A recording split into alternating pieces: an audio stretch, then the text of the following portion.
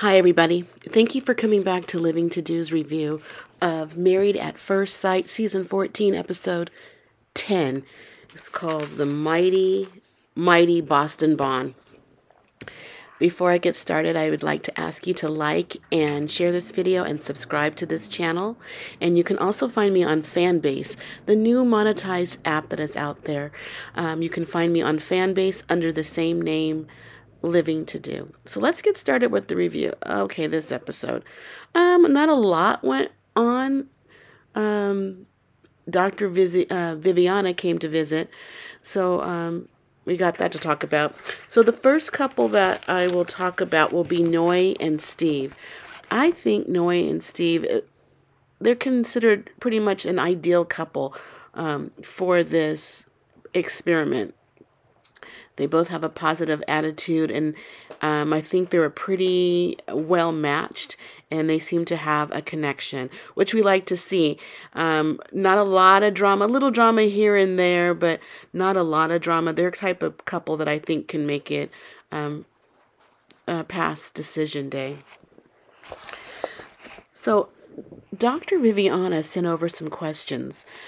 She wasn't there. She just sent them over. And one of the questions was, Steve read it. What would you do if you caught me watching porn? And Noy said that it would turn her on. So Noy is not, she doesn't seem like a prude. To look at her, she seems like a nice girl, but she's not a prude. When Dr. Viviana came over, she noticed that they had a good bond, and Steve said there was a physical connection. They discussed, some of their issues, some of the things that Noy had done in the past was she got upset and she shut down and she became nonverbal, and she left. And she started to cry, remembering that when she left and came back, Steve told her that her leaving hurt him, and that made her cry. I think what really hurt also is what she put on social media. That was embarrassing. That definitely hurt. I don't know how she wouldn't think that would. And now people have copies of that. It's floating all around. Where was her head when she was doing that? Steve did open up in front of Dr. Viviana and say that that type of behavior has to change. I think Noy doesn't think she can change overnight, but she has to work towards it. You don't have to leave again. You can just stop that right now. You can learn to, you maybe walk away and come back and explain what happened.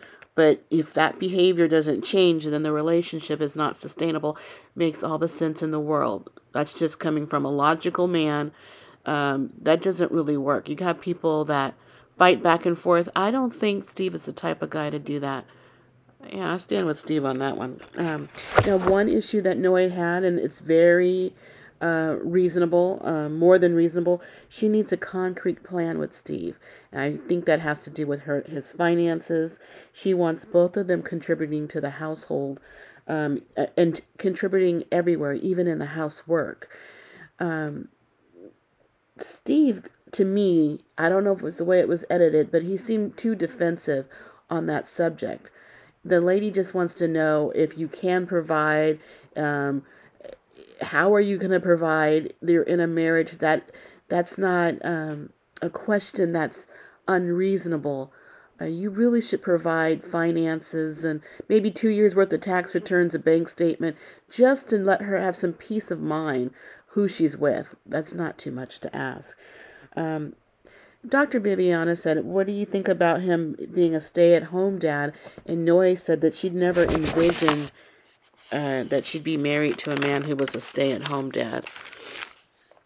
Later, they got some exercises, and that was the 5 senses. They did body shots. Noy said she never did that before, but Steve has. Then they were dancing. The dancing needs work. I was wondering if they were dancing to music even. I don't know if they could do that. I guess it would be even harder to dance with no music, and that's kind of what it looked like. one of the things that Steve wanted to do with Noy was to take a shower with each other and get clean. And Noy's all, get clean? Uh, like, not take a shower and do something and then get clean? I don't know. I'm sure that's on his mind. He's such a nice guy. He's just has a lot of tact. I like him. And Noy said that she wants to have sex in a semi-public place. Steve's not opposed to that, and it got those whales thinking. He was kind of thinking where would be the best place for that to happen. Okay, the next couple we'll review is Lindsey and Mark. Lindsey complaining that she hasn't had sex for 14 days. And when she finally had sex with Mark, it was unemotional sex. She said she had better sex when she was single. She met with a friend, like a Zoom call, her friend Melanie, and she was talking about her marriage. And Melanie even told Lindsey that she needs to tone it down. She's getting this from friends and her husband and the experts, but she's always on 10. She needs to calm down. And I think she also needs to hear that from people that maybe she feels comfortable with. I think hearing it from the doctors or the experts and Mark, she gets defensive with that. When Dr. Viviana came over, Lindsey said her sex life was dead. And she explained how Mark said it didn't feel good, and thereafter, I think because of their connection, he just wasn't feeling her. And Dr. Viviana reminded her not to be so rude when you talk about their sex life, and don't be so hurtful when you're talking about him in general. People are not attracted to that. I mean, she should know that. I don't know. They did get a gift basket from Dr. Viviana later, just when it was the two of them. And is for them to have a deeper connection without speaking. And they put, I guess, gag balls in their mouth. Yeah, that looked kind of on the nasty side to me. And they also had thong panties it was like a thong thing I guess it was for a man. Well, Mark was able to put it on, and he's a little thick, and it was so funny. He did put it on. He had a great sense of humor to do that. I don't know if I would be filmed with that on. But they laughed and joked. They had a good time. Good for them. Now, Lindsey, she told Mark that she wants to be pursued. That's what she's used to. She wants to be wooed. And Mark in his confessional said, he basically said he'll pursue her when he's good and ready. He didn't use those exact words, but I guess you can't force that on him. When he does it, when he feels it, when he wants to, he will. But yeah, I can see why she wants to be pursued. But you just have to make it so somebody would want to pursue you. There's work to be done on your part before that happens. Okay, so the next couple we'll talk about is Katina and Elijah Wan. Dr. Viviana came to visit them, and Elijah Wan said that Katina's not meeting his expectations. Katina's hurt by this. She feels if she's not perfect, that Elijah Wan will leave her. And she was crying because, the things he says to her and how he says it. Of course, it makes her cry. She hates, and who likes this? He calls out her faults and her insecurities. She feels she's not good enough. And when she was saying this, she was talking directly to him, facing him, and he's looking at her. And to me, he looked unsympathetic to what she was feeling at that moment. And the feelings that he caused her to feel. He just kind of looked at her. I don't know if that was the editing, if maybe he did at some point reach out to her or say he was sorry, but he just looked like, yeah, I'm listening, but, it's not changing how I feel about you. Dr. Viviana told him that his views on marriage and life are archaic and flimsy. He's just so old-fashioned. I just don't know where he's getting these ideals of a marriage. He even teared up talking, and he told Katina that he does care for her, but he says, I can't grow if I don't know how you feel. Now, it seems like he was turning this around on her. All of a sudden, the reason why he's acting like this is because he cares for her and she's not opening up. So this is why you have to talk to her like this? I don't know if I really believe that. Were you trying to see if she would cry if she had some emotion? I don't know if I believe him 100%. I think definitely you could have found a better route to get there, to have her opening up. I don't understand your logic, really. Now, Katina, she had movie night, and she wanted to woo her husband, so she put out snacks from a bag and poured them on little paper plates, and had some, like, M&M, some popcorn, probably some peanuts or something.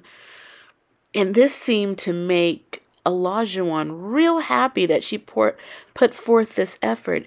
And basically, she just opened a bag of junk food and put it on a little paper plate. Sometimes you feel like a nut, sometimes you don't. Why? Was that so a big deal for him? A child could have done that. It wasn't like it took much effort.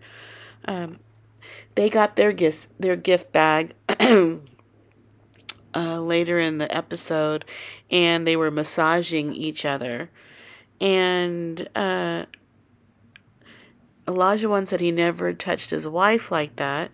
They still had not consummated the marriage, but I don't know if they did this night, because they both got massaged by each other, and then they went in their bedroom and closed the door. So after he threw her on the bed, but so I don't know if this was the spark they needed. I will be surprised if that happened or not. I think Katina wants to. I don't know. Elijah Wan seems like he's still holding back. Okay, the last couple. The last couple was Jasmina and Michael. Jasmina and Michael got some Viviana questions sent over. And one of the questions, her answer was, she was opening up to Michael. She says she wants Michael to talk to her more throughout the day. Maybe give her a call or send her a text. She just wants more communication with him. I don't know if they have much communication now. They had to tell each other what they liked about each other. And she likes Michael's arms, so she's attracted to, I guess, that body build that he has. And Michael likes her smile. I mean, I know he thinks she's beautiful. The first time he saw her, he said, wow. So he does think she's beautiful.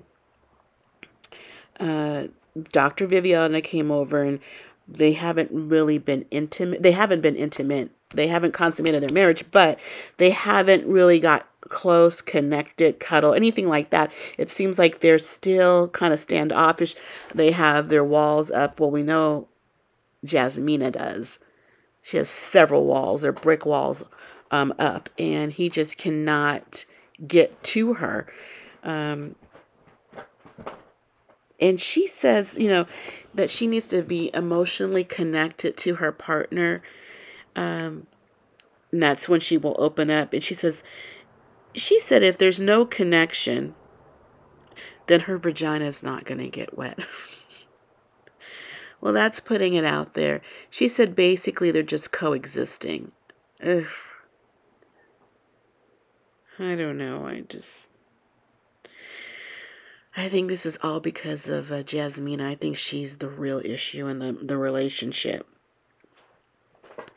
And Michael says it's not comfortable to speak to her. She blows up all the time.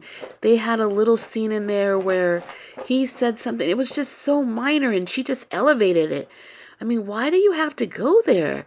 It's a fight for it's just... This girl is, I'm sure she's deeply hurt in her personal life and her past with her parents and all. And it just shows she's just so, this tough exterior. I just gotta melt that down. He just cannot, he can't get close to her. You know, they were cutting each other off when they were talking. I thought she was doing more of the cutting off. Katina feels that she's putting in more effort. I think she needed to give examples on how she's putting in more effort. He had an idea for them to write in a journal. And then instead of cutting each other off, you write down what you want to say in the journal, and the next person will write down what they want to say in the journal. And then the person will read the journal. The other person has to be quiet. And then when the person's finished reading their statement, the other person can respond. She got up in arms about this. You know, I'm not going to do it in a journal. I can speak. It's like, it's just an exercise, Jasmina. You can write down a paragraph and read it to him. You could try it instead of just poo-pooing it right away.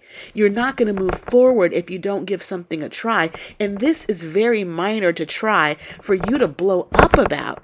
Again, you're putting up walls. Every time somebody says something, you counter-react to everything. Especially Michael. He can't talk to this girl. I don't know what it's going to take for her to stop acting like this. You know, they all agree that, you know, if they were closer, Michael says they'd have a better connection, but you can't get close to her, so you can't have a connection.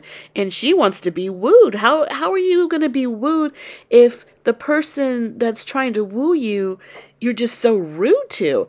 It's just like you want him to come full force, run up against your force field, that brick wall, and he can bounce back over and over again. Katina, do you see how you're behaving? She is so the problem. She's not an effective communicator. She's way too stubborn, just too stubborn. So, of course, they wanted to do that tantric yoga for them, where you're touching and pulling and touching on each other to create, you know, maybe some type of connection. They did it. I don't know what they really, maybe it did something for Katina. I couldn't really tell. She says she needs to create a safe space for Michael. I don't know if she was fed this or if she realizes it on her own, but she definitely does need to do that. She has no sparks towards him. I think the last time she had a spark, she said, was on her wedding day. But they did have a cute little bed scene. They were doing something, and she wanted a high five, and she somehow got him. He just wanted to fist bump her, and then she said something to him to make, oh, hold your hand out, and then she slapped it from underneath. It was cute. I mean, it was cute. She was playful. It's in there, Katina. There's somebody in there that wants to be loved and should open up to this man who's willing to love you. And I hope you do it before it's too late. After a while, you know, he just might get turned off all the way. 2 group scenes. The guys, they went ice hockeying. They went to play ice hockey. Elijah Wan, we learned, is a size 13 shoe. He doesn't look like his foot's... I mean, he doesn't look that tall, but I don't know. He's a size 13 shoe. Steve told the guys that he told Noy that he loved her. I think they're like 26 days into marriage. But I believe Steve. If he feels something, I believe that he does feel something towards Noy.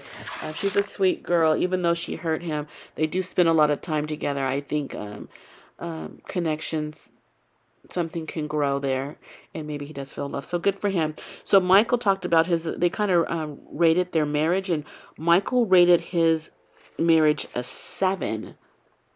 Huh. That seems awfully high for that couple. I'm like, is that 7 out of 100? That makes more sense. Or 7 out of 10. That's a little too high. The girls won aerial yoga, but they did aerial yoga with those strings, and you're up in the air twisting your body all around. And Jasmina said that she can't even rate her marriage at all. So yeah, because I guess she didn't have enough to go on, and I don't think she sees herself as the problem. So, or maybe she deep down does see herself. I like to see her open up about this. One thing about the aerial yoga, was I calling her Katina? It was Jasmina. Katina, though, she had this big oversized sweatshirt, and you're up there with these little pieces of material hanging up from the sky, and she's not good at this at all. And I just thought that was just a little too bulky to try to do all the maneuvers on that little yoga thing. But that was about it for this episode. The next couple of episodes, they showed scenes for the next episodes, and there might be some contention. Maybe I know an outburst from Elijah Wan, a couple of outbursts. So it looks like there's a little bit more drama to bring to the table. But I hope they can move forward in their relationships and really less drama. Okay, well, that's it for now. Please, again, if you would like and share this video and subscribe to this channel, I would really appreciate it. And you can also find me on Fanbase, the new monetized app that is out there. You can find me on Fanbase under the same name, Living to Do. Okay, guys, so that's it for now. I'll be back next week. I gotta go because I got living to do. Thanks. Bye.